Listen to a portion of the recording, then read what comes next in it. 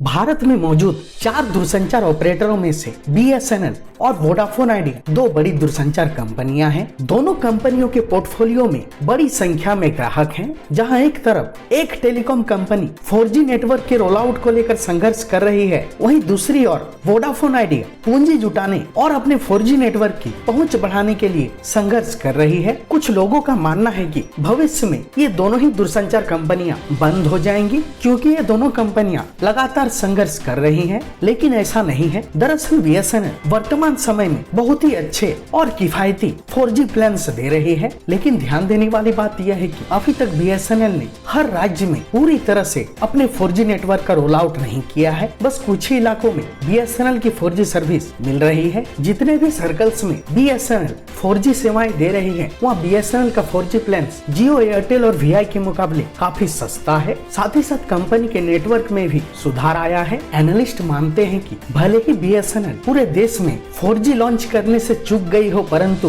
BSNL अभी भी अपनी किस्मत बदलने की क्षमता रखता है। एक और बात जो बीएसएनएल के लिए अनुसरण करने की आवश्यकता है, वह है कि कंपनी को जल्द से जल्द अपने 4G सर्विसेज को लॉन्च करने की आवश्यकता है। साथ ही साथ जितनी जल्दी हो सके बाकी प्राइवेट दूरसंचार कंपनियों के साथ कदम से कदम मिलाकर 5G सर्विसेज भी रोल आउट करने की आवश्यकता है। बात की जाए टेलीकॉम कंपनी वोडाफोन आइडिया की, तो दूरसंचार कंपनी वोडाफोन आइडिया आगे निकलने के लिए और अव्वल स्थिति में पहुंचने के लिए नेटवर्क की पहुंच को बढ़ाने के लिए नेटवर्क में निवेश करने की आवश्यकता है। ओपन सिग्नल की एक रिपोर्ट के अनुसार देश में सभी निजी दूरसंचार कंपनियों में से वोडाफोन आइडिया का नेटवर्क खराब था। वहीं बात की जाए उकला की, तो उकला के रिपोर्ट के अनुसार भारत का सबसे तेज नेटवर्क लगातार 3 तिमाहियों तक वोडाफोन आइडिया रहा। अगर वोडाफोन आइडिया तेजी से अपने 4G नेटवर्क की पहुंच और कवरेज का विस्तार करती है, तो बहुत ही कम समय में वो टेलीकॉम कंपनी रिलायंस जियो और भारतीय एयरटेल को एक कड़ी टक्कर देने की स्थिति में आ सकती है। वर्तमान समय में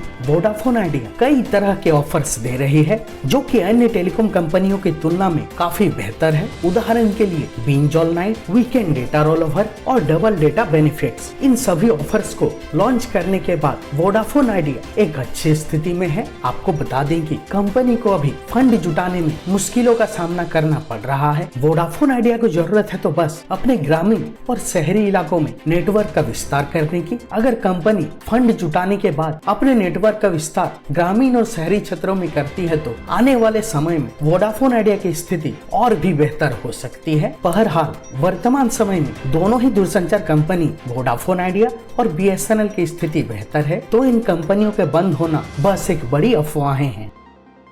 टेलीकॉम न्यूज की रिपोर्ट।